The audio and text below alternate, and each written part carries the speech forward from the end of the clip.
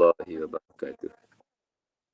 Alhamdulillahirrahmanirrahim. Wassalatu wassalamu ala ashrafil anbiya wal mursalin. Sayyidina wa maulana Muhammad wa ala alihi wa ashabihi wa man ihtada bihadihi ila yaumiddin, amma ba'd. Yang dihormati apa moderator, seterusnya semua urus dia dan juga mereka yang dapat bersama-sama pada pagi ini.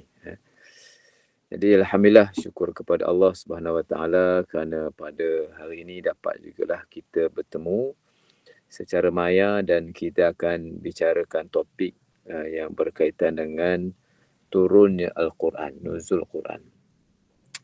Tuan-tuan dan puan Allah Subhanahu Wa Taala. Yang pertama, bila kita sebut turunnya Al-Quran, tak lepas dari kepada kita membicarakan surah yang pertama kali diturunkan, iaitu surah Iqra. Surah Iqra. Surah Al-Alaq, ataupun orang kita panggil surah Iqra lah. Surah Al-Alaq ini yang diturunkan itu ialah 1 hingga 5 daripada awal surah ini. Okey. Kenapa kita sebut perkataan Iqra, kan, yang dalam bahasa Arab bermakna baca.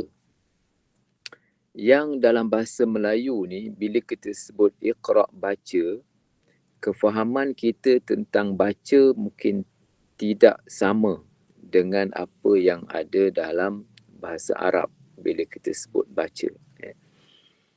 Baca ni ada 2 keadaan sekurang-kurangnya lah. Satu, baca kita tengok teks. Yang kedua, baca tanpa tengok teks. Baca dalam semayang, kita tengok teks ke tak tengok teks? Kalau kita baca dalam semayang.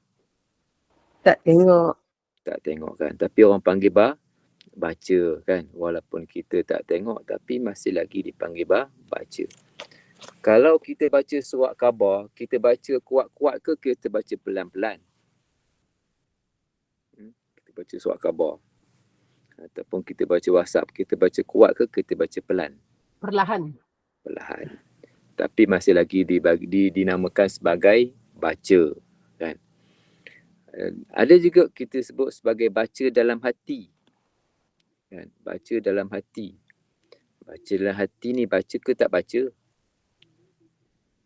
Baca dalam hati. Baca dalam hati. Masih lagi dipanggil dengan baca. Kan. Budak-budak baca buku kuat-kuat, budak darjah 1 dalam kelas, kat sekolah, kita suruh dia baca, dibuka. Dibuka teks, dibuka buku, dia suruh baca. Masih lagi dipanggil dengan baca. Sebenarnya perkataan baca ni sangatlah luas maksudnya. Lalu apa yang disebutkan kepada Rasulullah sallallahu alaihi wasallam tentang baca ni ialah ketika mana diturunkan perintah baca oleh Jibril dalam Gua Hira. Bacalah wahai Muhammad, Iqra, bacalah. Nabi pening. Ma'an Nabi qari, aku bukan orang yang baca. Apa kefahaman kita kat situ? Adakah Nabi diberikan teks? Teks pun tak ada, buku pun tak ada masa tu pun. Khotah pun tak ada pada masa tu. Nabi pun diberikan apa yang nak disuruh baca. Jadi di sini bukanlah apa yang difahami baca dalam maksud diberikan apa-apa teks. Tetapi yang dimaksudkan dengan baca di situ ialah bacalah. Maksudnya mungkin sebutlah, cakaplah, ataupun ungkaplah. Itu maksud baca kat situ. Sebab dia dalam konteks masing-masing lah. Kalau orang suruh cuba baca surat khabar, kan, bukanlah suruh baca kuat-kuat, kan. Cuba faham apa yang dimaksudkan, itulah orang sebut baca. Cuba baca dalam semayang. Kalau orang suruh cuba baca dalam semayang, baca dalam semayang bukan orang suruh baca dalam hati. Kan? Baca dalam sembahyang ni kena baca, mulut kena komak kamit. Orang panggil orang baca. So, melihat kepada konteks bagaimana keadaan Rasulullah itu bila disebut ataupun diarahkan baca macam mana yang nak dibaca. Ya. Tiba-tiba orang datang dekat kita, bacalah. Apa benda, aku tak tahu nak baca apa ni. Ma'ana biqari, aku bukan orang yang membaca. Maksudnya di sini ulama pun ada mengatakan bahawa adakah Rasulullah ni memang tak tahu baca langsung ataupun macam mana, kan. Jadi ada yang kata bukanlah Nabi ni tak tahu baca langsung, tapi sebagai ummi, kan, sebagai orang yang mendapat ilmu dengan cara bukan dengan cara baca, tetapi dengan cara mendapat wahyu daripada Allah Subhanahu Wa Taala. Kemudian yang berkait dengan baca ni juga, kan, sebab kita bincang tentang nuzul Quran, kan, penurunan Al-Quran ini. Berkait dengan baca ni juga dipanggil dengan tilawah, kan. Ujian tilawah. Kita mesti dengar ujian, dulu orang panggil musabaqah, kan, musabaqah Quran, musabaqah.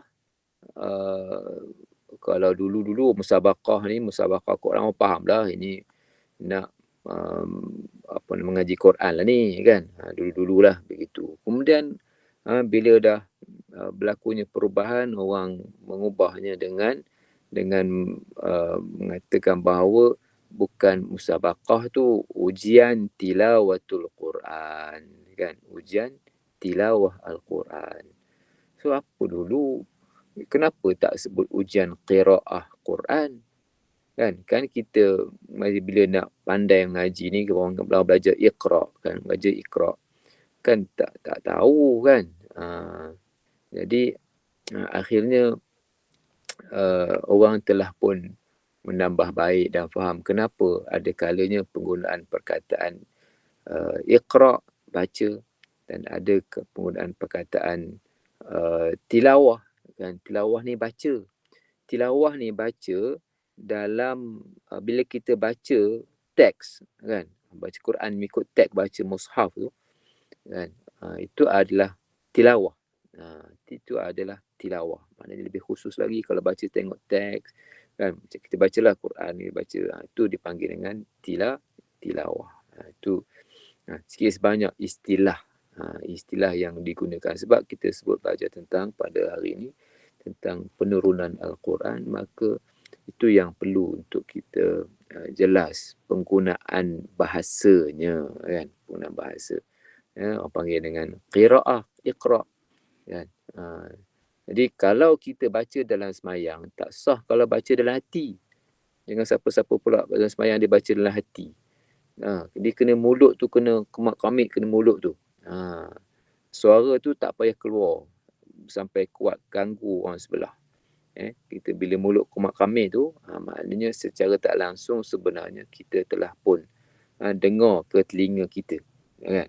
Contohnya kalau tuan-tuan puan-puan duduk dalam bilik, bilik yang sunyi lah, tak ada orang, kan, yang kipas pun tak pasang, kan. Bila kita baca macam tu sorang-sorang, kan, bila mulut kita tu komak kamit, secara automatik telinga kita akan detect, akan dengar apa yang kita sebut. Itu sebenarnya. Kalau nak memperdengarkan suara kat telinga, dengan mengeluarkan suara yang kita dengar suara, kalau bunyi kipas kuat, bunyi orang bising, kita kena kuatkan suara, jenuh lah begitu. Itu bukanlah maksud sebenarnya. Saya nak sentuh sikit lah tentang apa tadi, tentang dalam semayang lah, bacaan dalam semayang tu. Tak apalah. Jadi apa yang dapat kita fahami daripada sini ialah bila Jibril turun kepada Rasulullah, bacalah Nabi pun dalam keadaan yang ketakutan. Yang ketakutan kerana menerima suatu kedatangan makhluk yang cukup besar dalam keadaan dia duduk sorang-sorang, kan, terkejut. Kalau kita ni terkejut lah, terkejut, kan, Kalau tempat kita yang kita biasa pun kan, bila datang makhluk yang besar, sebesar-besarnya kan, bacalah wahai Muhammad, dipeluknya 3 kali. Nescaya kita pun kecut perut jugalah kan. Dan inilah permulaan turunnya wahyu dari Allah Subhanahu Wa Taala kepada Nabi kita Muhammad dalam suasana masyarakat Arab Quraisy yang jauh kesesatan mereka, yang banyaklah masalah akhlaknya, dia punya macam-macam ceritalah yang disebut sebagai jahiliyah, Arab jahiliyah. Arab jahiliyah ni dalam suasana Al-Quran tu diturunkan, dinamakan dengan jahiliyah itu kerana bukan mereka jahil tak tahu, bukan mereka jahil tu tak tahu, tetapi jahil ni memang bodoh lah, bodoh. Tapi jahiliyah ni ialah satu keadaan masyarakat Arab yang dicontohkan ataupun yang dikatakan mereka ini melakukan perkara-perkara yang bertentangan dengan manusia yang bertamadun. Itu dipanggil dengan jahiliyah ni. Melakukan perkara yang bertentangan dengan masyarakat yang bertamadun. Kerana masyarakat yang bertamadun kan, mereka tak buat berzina dengan dengan ramai orang. Perempuan boleh zina dengan banyak orang, menjadi pelacuran, tak. Masyarakat yang bertamadun tak adalah pergi menyundal ataupun minum arak ataupun pergi bunuh anak sendiri kan, dan berbunuh-bunuhan.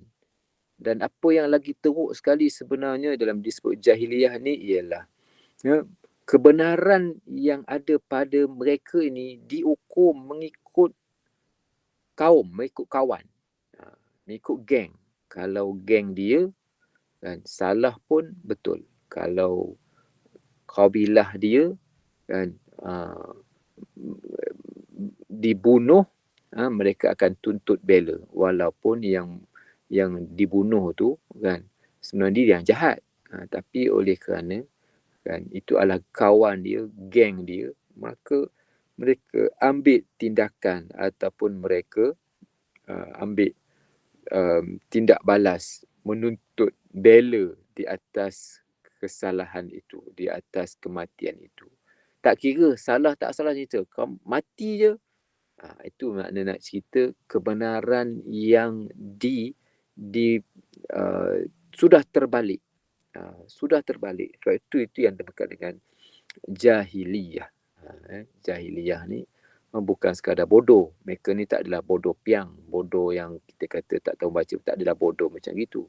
Yang dimaksudkan dengan jahiliyah ni bodoh di sini ialah mereka yang teruk akhlaknya kan, menukar konsep kebenaran. Kebenaran lagi, ukuran kebenaran tu dah tak ada. Ikut hawa nafsu sendiri. Ikut kita kata perangai ataupun ikut hawa nafsu lah kan, yang menyebabkan ukuran menentukan kebenaran itu telah pun masalah, telah pun terbalik kod. Dan inilah datangnya suasana turunnya Al-Quranul Karim. Okey.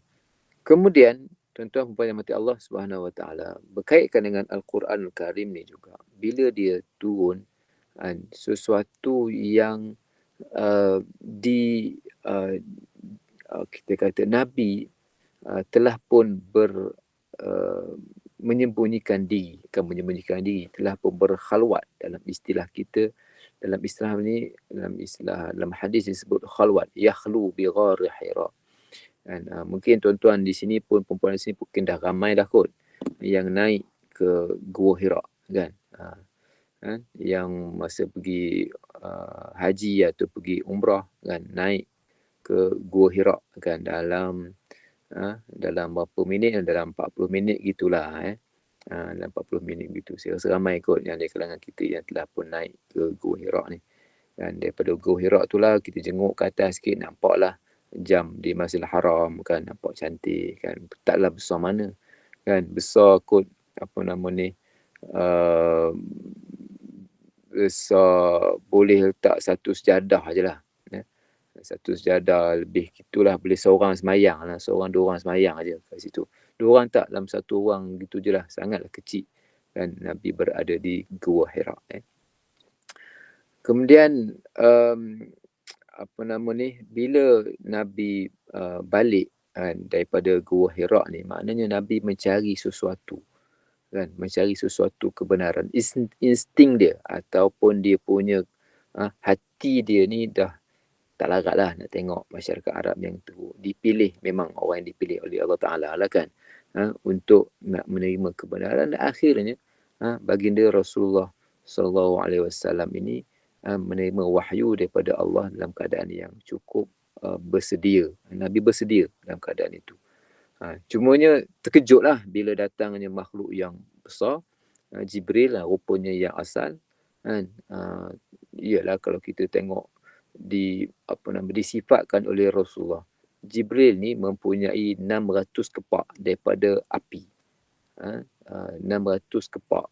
Kalau kepak ni tuan-tuan, kalau besar kepak kapal terbang tu pun, besar lagi daripada itu. Kalau besar daripada kapal terbang tu pun, tentulah 600 kan, besar lah, sangat besar.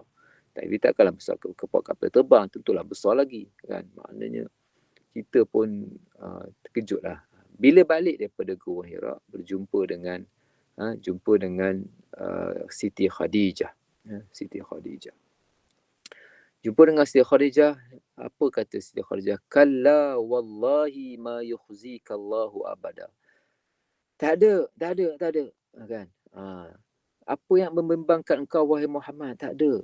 Wallahi ma yukhzika Allahu abada. Allah Ta'ala tidak akan mengenakan kamu, tidak akan menindas kamu, tak akan apa-apakan kamu. Gitulah. Ma yukhzikallahu abada. Selama-lama Allah tidak akan mengapa-apakan kamu. Tak ada apa-apa ni.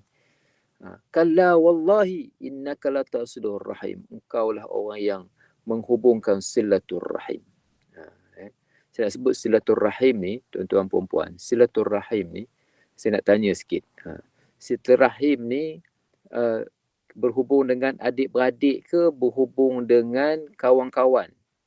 Silaturrahim. Adik-beradik Ustaz. Adik-beradik. Adik-beradik Ustaz. Kalau kawan-kawan? Ukhuwah. Gitu. Kalau kawan-kawan kan, kita buatlah sambutan hari raya nanti kan, nak menghubungkan silaturahim sesama jiran. Betul ke tak betul? Tak betul kalau dengan kawan-kawan. Dia tak ada dengan kawan-kawan. Silaturahim ni kan, dia dengan adik-beradik. Dia bukan dengan kawan-kawan. Apa pelik lah Ustaz? Kan silaturahim kan. Silaturahim ni dia dengan adik-beradik. Sebab tu rahim. Rahim ni rahim lah, rahim perempuan, rahim kan. Maknanya yang ada hubungan darah, itu maksudnya rahim kan. Kalau dengan kawan-kawan, jiran-jiran tu tak panggil silaturahim, itu dipanggil dengan persaudaraan, ukhuwah. Yang ni kena jelas lah di kalangan kita pun kadang menulis kita menghubungkan silaturahim, maafan kan. Jadi istilah silaturahim ni kepada adik-beradik. Nabi dipuji oleh Khadijah. Innaka latasilur rahim. Engkau orang yang menghubungkan silaturrahim. Wa tahmilul kalam, yang menanggung segala susah payah dalam masyarakat. Wa tuqrid dhaif, memuliakan tetamu. Wa taksibul ma'dum, buat benda-benda yang tak ada, engkau usahakan, engkau buatkan. Wa tu'inu ala nawaibil haqqi, engkau membantu kerja-kerja kebaikan, kerja-kerja kebenaran, engkau bantu. Jadi takkanlah Tuhan nak mengenakan kamu, menzalimi kamu. Ini kata Khadijah kepada Nabi kita Muhammad yang balik dalam keadaan yang mengetar, terkejut, Dia sebut zammiluni, zammiluni, zammiluni, tapi Khadijah memuji Rasulullah dengan kata-kata semangat yang diberikan kepada Rasulullah. Ma yukhzikallahu abada. Ini kata-kata yang cukup kita kata menggambarkan sifat Rasulullah, orang yang baik, orang yang bermasyarakat, orang yang baik dengan adik-beradik, orang yang peribadinya baik. Jadi takkanlah Tuhan nak buat macam tu. Sebab Khadijah tahu Rasulullah pergi tu pun bukanlah nak buat benda-benda yang tak ketahuan. Itu semua nak berhubung dengan Allah Subhanahu Wa Taala, kan.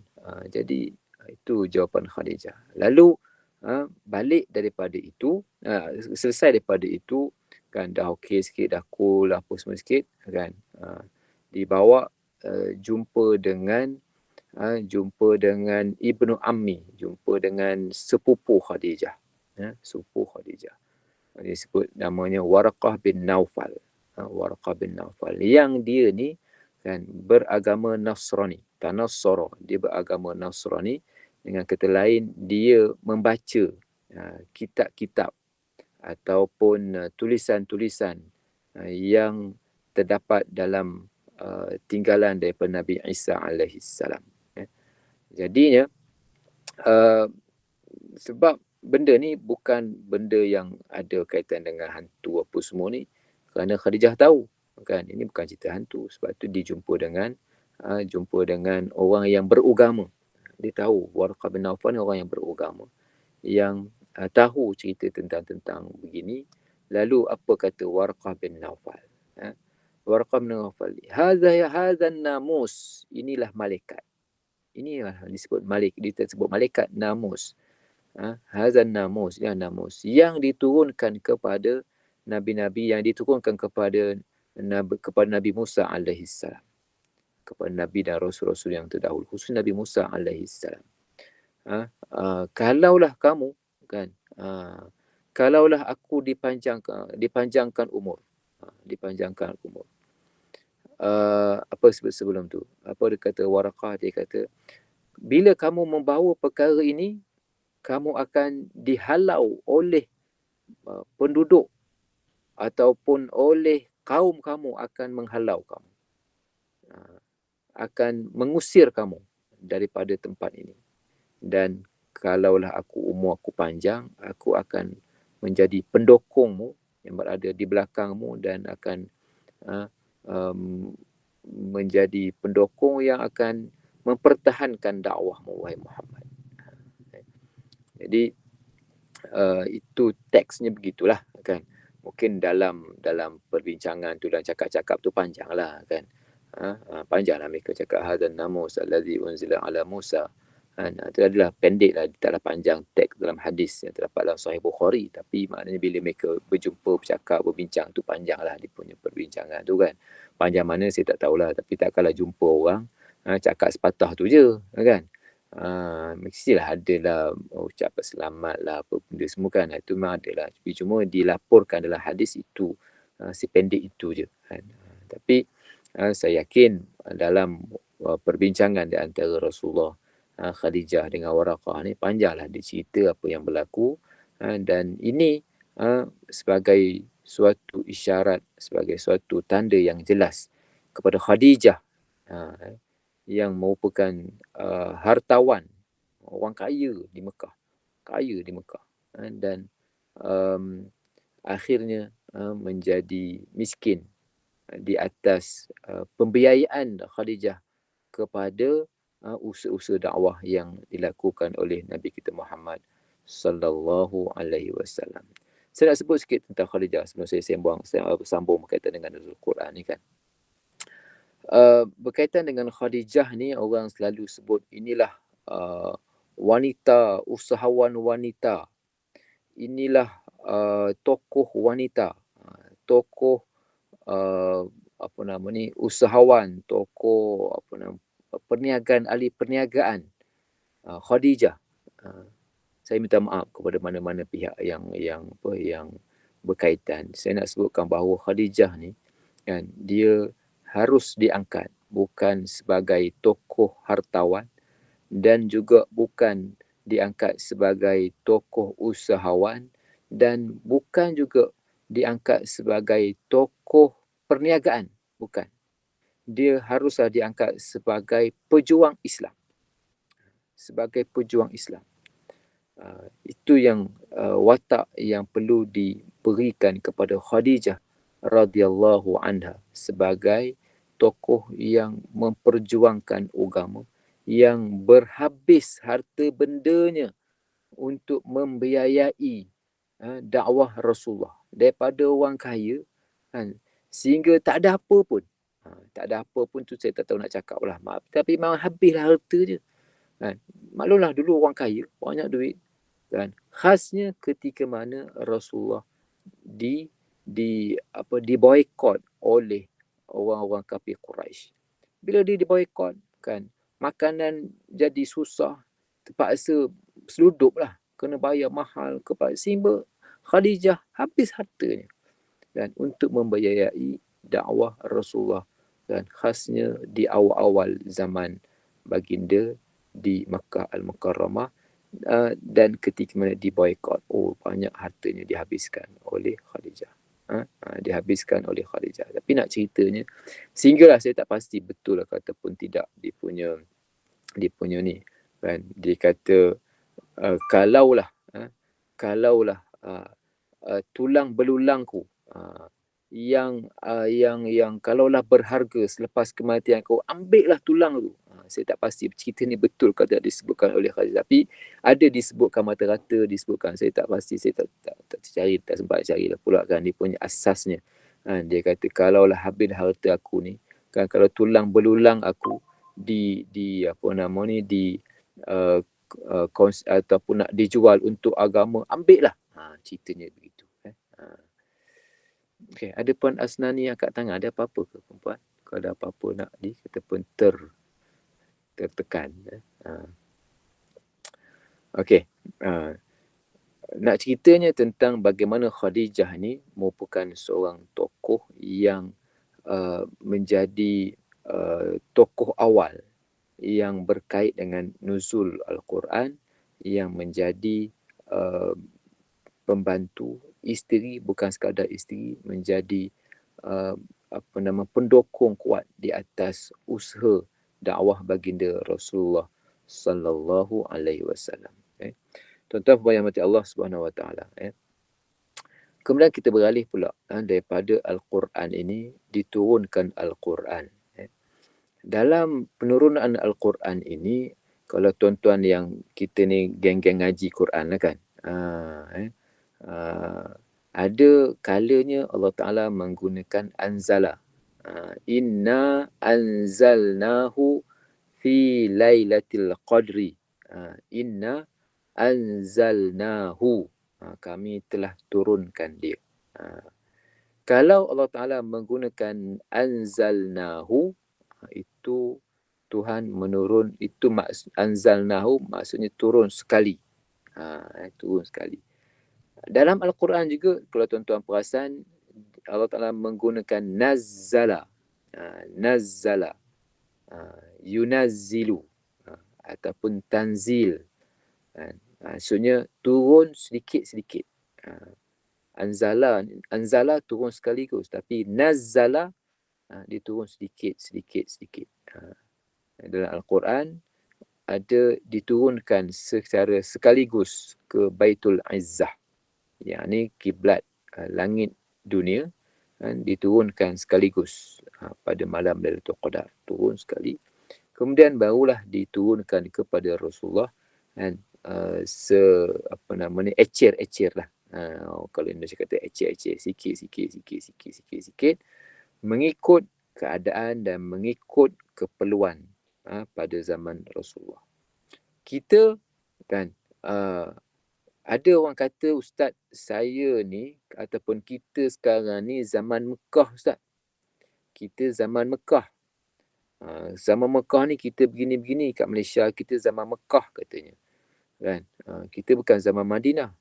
Tuan-tuan perempuan yang mati Allah Subhanahu Wa Taala, sekarang ni kita, kan, tak timbul lagi ini zaman Mekah, zaman Madinah. Kita guna ayat Mekah, Ustaz. Ini kita guna ayat mana, tak ada. Kan?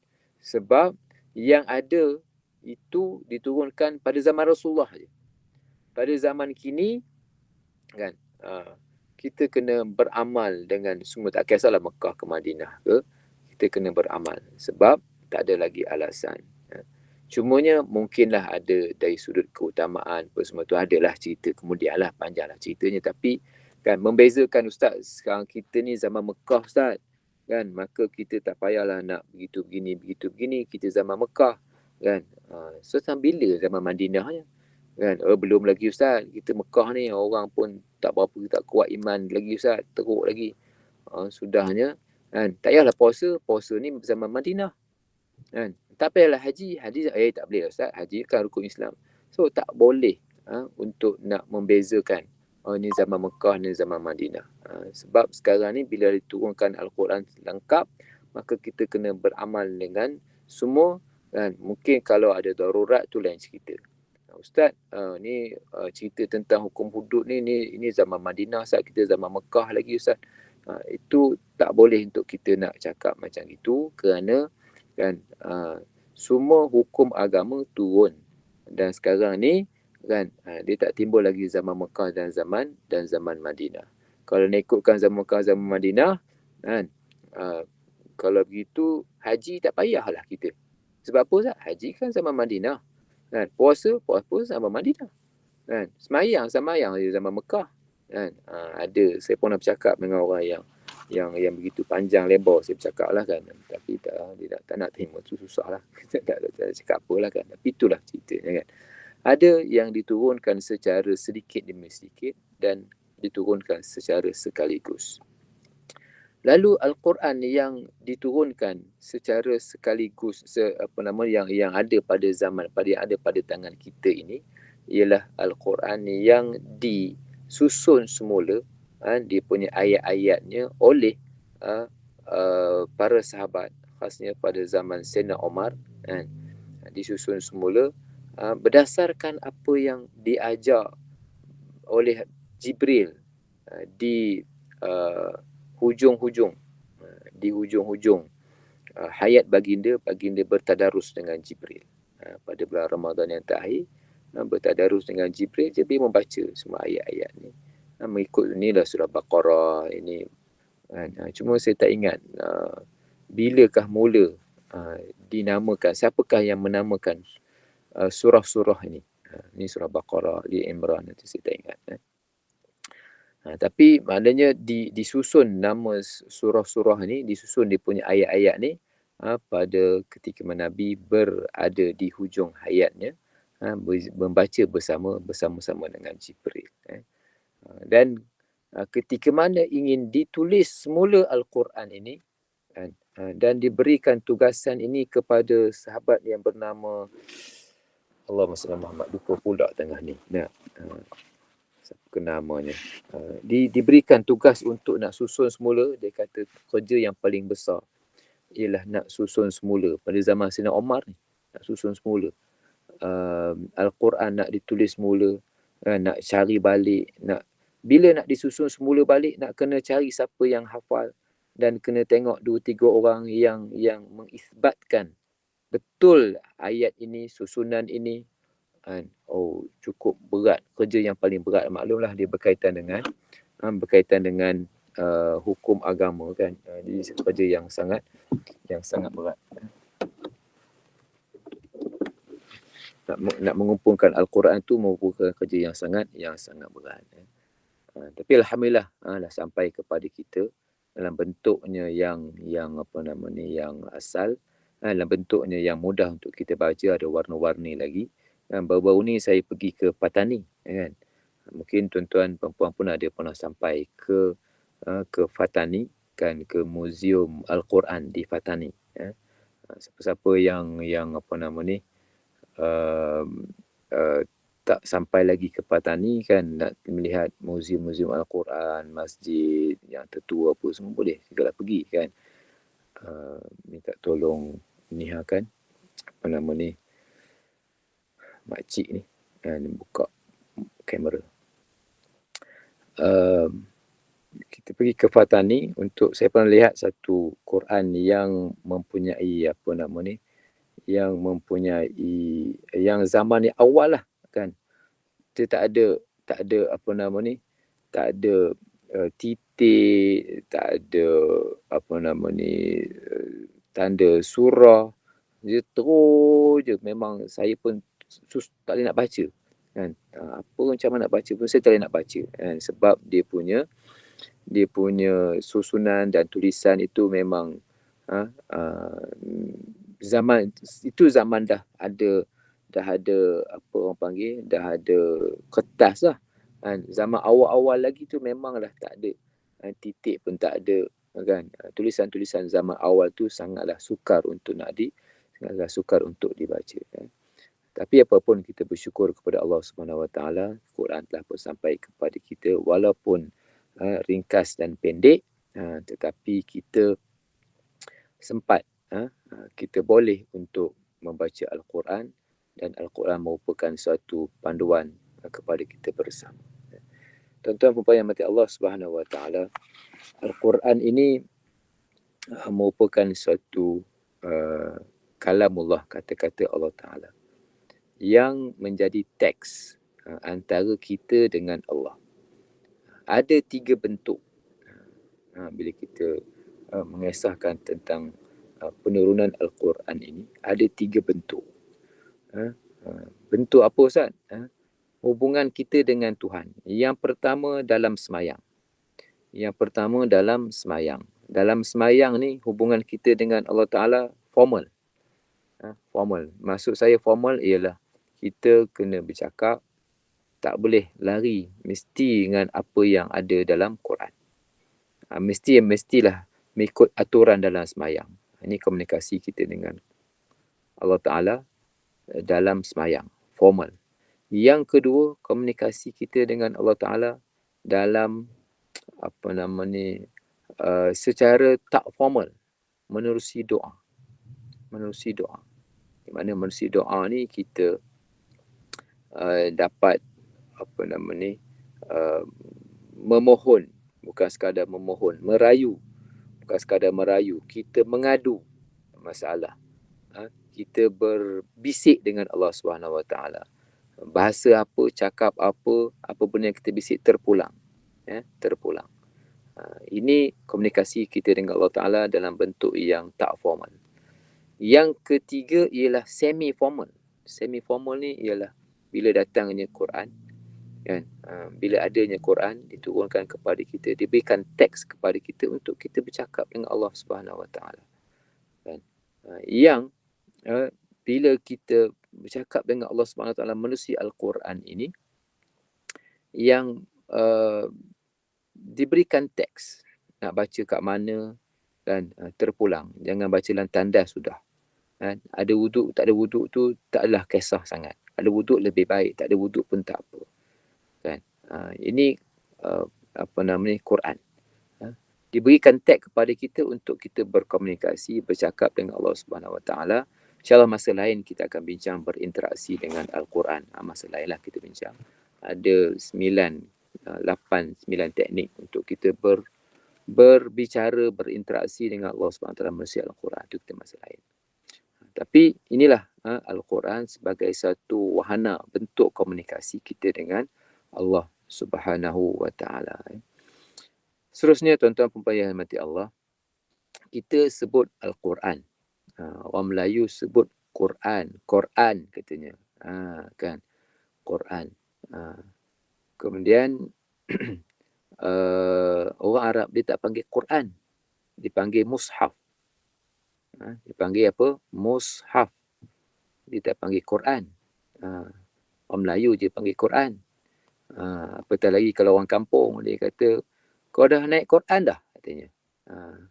Yang ni tak naik Quran lagi, yang ni baca Jakma, dia kata. Siapa kat kampung dia sebut Jakma? Saya sekarang ni dekat Kuala Kangsar ni, depan hospital sekarang ni, saya dalam kereta ni, dalam kereta. Mak saya masuk balik ward. Masuk ward, dia ada masalah kesihatan lah, makin berosot kesihatan dia. Doa-doalah untuk dia supaya diberikan kesembuhan. Tapi maksudnya saya nak cerita lah tadi kan, kalau orang Kuala di sini, orang Kuala Kasar dipanggil dengan dia kata jakma. Jakma.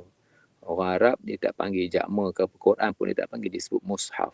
Yang telah pun disusun tu yang kita panggil Quran tu lah. Orang Arab panggil mushaf.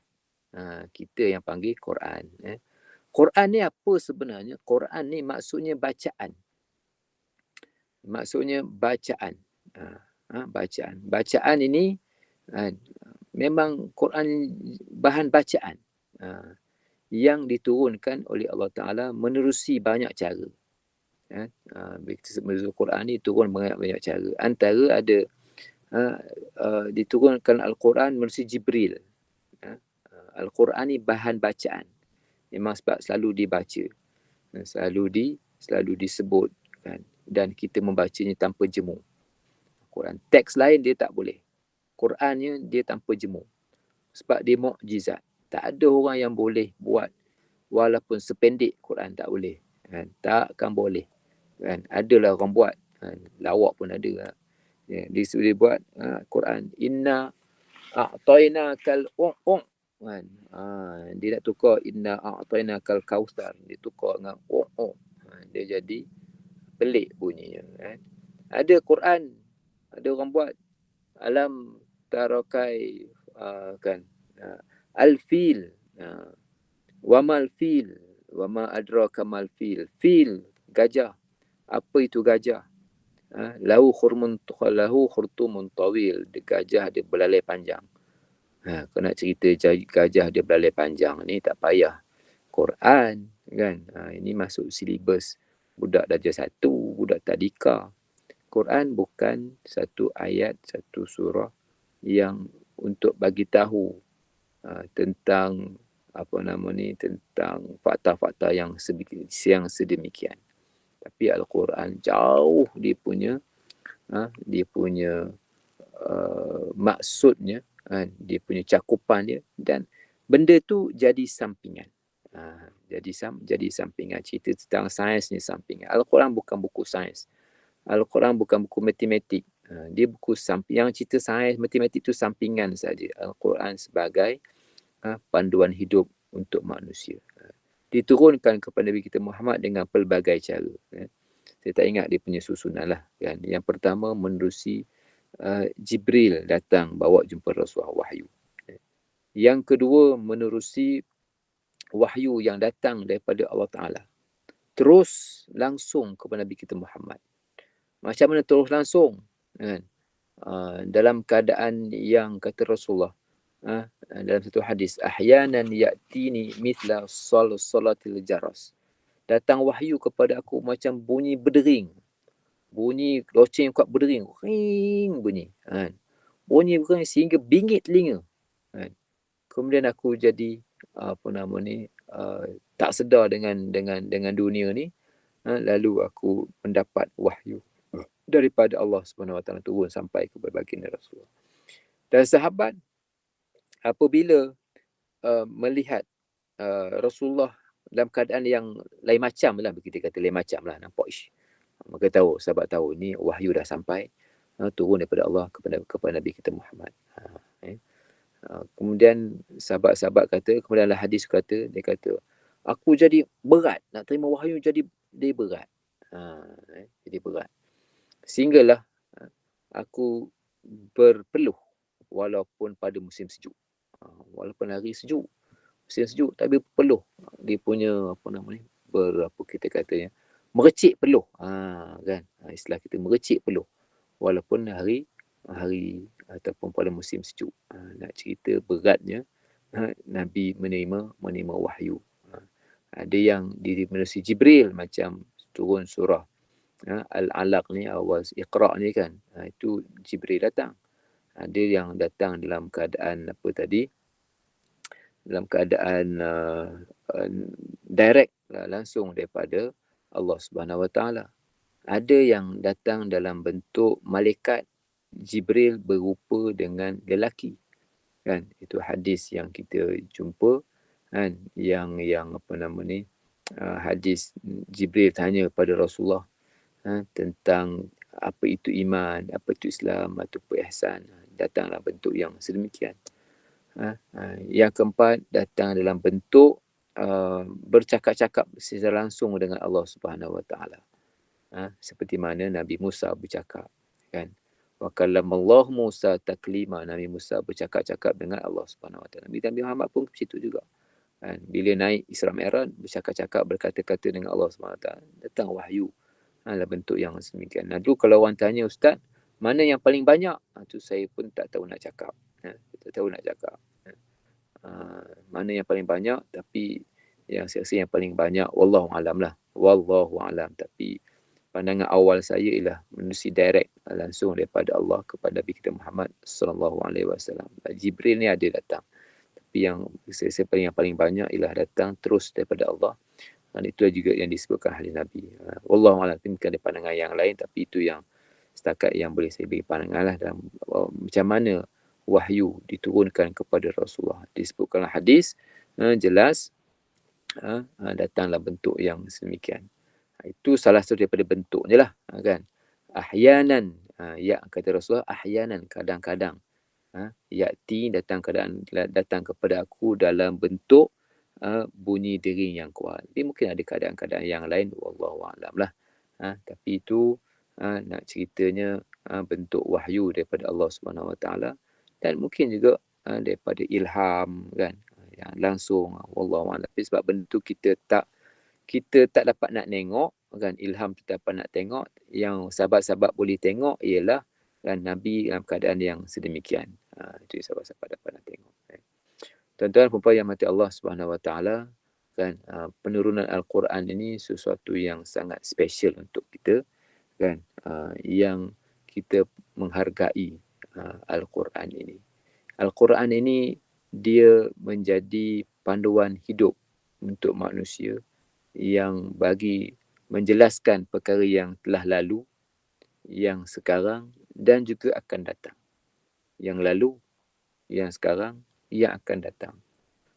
Ini kelebihan Al-Quran. Kalau sains, siapa di sini pernah jadi pegawai sains, pernah jadi pendidik sains, sains ni dia bercakap pada benda yang telah lalu, kan.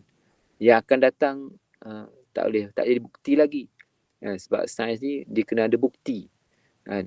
Bukti, apa bukti sains? Daripada bukti lah lahirlah teori, kan. Tapi Al-Quran dia menjelaskan panduan hidup untuk yang akan datang. Ini bukan memperkecilkan sains, kan, tetapi masing-masing ada fungsi dan peranan masing-masing. Al-Quran menyediakan suatu ground, suatu apa kita panggil kerangka dalam hidup manusia. Sains boleh mengisi rangka-rangka ini. Jangan dilanggar rangka-rangka tadi, jangan langgar tujuan hidup, kan, tetapi sains mesti ikut panduan dan juga ikut berada di bawah kerangka yang ditetapkan oleh agama. Okey, kita dah pukul 9, tuan-tuan yang dimati Allah Subhanahu Wa Taala, kan. Saya buka ruang sikit 5 minit, kalau ada apa-apa yang nak bertanya ke nak apa ke, silakan.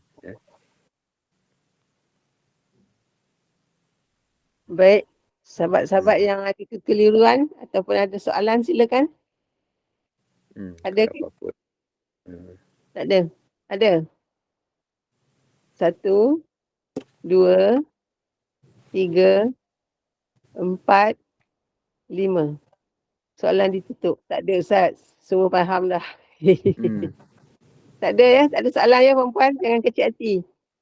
Kalau tak ada, kita pergi ke sesi akhir, di mana kita minta Ustaz buat rumusan ke apa sikit, 1-2 ayat, dan boleh tutupkan majlis kita lah. Pukul 9 pagi kita akan ada Al-Kahfi bersama dengan Ustaz Najran, Wan Najran.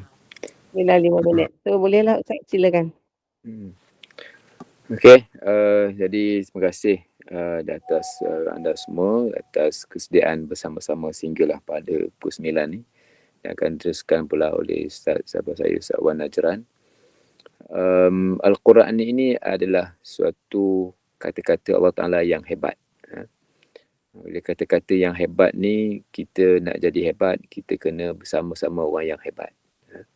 Kalau kita nak berjaya, kita kena duduk dengan orang yang berjaya. Bila kita nak pandai, kita duduk dengan orang pandai. Bila kita nak jadi peniaga, pekerja, suri rumah, siapa-siapalah maknanya nak berkawan kan, nak apa, kita kenalah kawan dengan orang yang hebat. Takkanlah kita nak kawan dengan orang bodoh kan, takkanlah kita nak kawan dengan orang yang lebih rendah daripada kita kan, yang lebih kita kata yang teruk daripada kita kan. Kita kena berkawan dengan orang yang lebih baik supaya kita mendapat pengajaran kan, dan kita mendapat lebih daripada dia kan. Barulah itu adat orang berkawan kan. Janganlah esok saya ni jahat, Ustaz tak nak kawan dengan saya. Tak, maksudnya kan, awaklah kena berubah jadi baik, ikutlah jadi baik kan. Kita berkawan semua, tapi keutamaan untuk kita mendekati, mencontohi, kita kena mencontohi, mendekati orang-orang yang baik kan. Sama juga dengan kehidupan kita kat dunia dan juga dengan kehidupan kita di akhirat. Al-Quran tak ada yang paling baik disebut sebagai Al-Quranul Karim, Al-Quran yang mulia, yang hebat, yang baik, yang agung. Jadi kita nak hebat, nak apa, kena kawal lah dengan mendekati Al-Quranul Karim seperti mana yang ada pada grup ni kan, kumpulan yang mengaji Al-Quran secara maya online ni. Dan alhamdulillah kita dapat terus bersama-sama pada sesi ini, dan juga daripada pagi tadi kan, daripada subuh tadi, dan insyaAllah akan diteruskan sebagai suatu usaha untuk kita berada pada dan mendekati mereka-mereka yang baik. Wallahualam, itu saja yang dapat saya sampaikan. Aqulu qawli hadza wa astaghfirullahalazim li wa lakum. Baik Ustaz, terima kasih banyak-banyak di atas kesudian membuang masa bersama kami dari pagi-pagi, dan nampaknya perjumpaan kita kali ini. Ustaz di Kuala Kangsar ya? Bagus. Saya kat Kuala. Apa orang Kuala. Okey Ustaz, dulu kerja kat Hospital Kuala. Saya depan Hospital Kuala ni. Depan Wat. Kuala duduk mana Ustaz? Blok Kuala A. duduk mana? Saya di Padang Rengah. Alhamdulillah, dekat je. Baiklah, untuk sesi ini kita tangguhkan dulu siap Ustaz dengan tasbih kafarah dan juga suratul Asyil kan. InsyaAllah kita jumpa lagi di lain kali. InsyaAllah. Okay, insyaAllah. Subhanakallah bihamdika asyhadu an la ilaha illa anta astaghfiruka wa atubu ilaik. Bismillahirrahmanirrahim. Wal asri innal insana lafi khusr illa alladziina amanu wa amilus solihati wa tawassaw bil haqqi wa tawassaw bis sabr. Assalamualaikum warahmatullahi wabarakatuh. Waalaikumsalam warahmatullahi wabarakatuh. Terima kasih.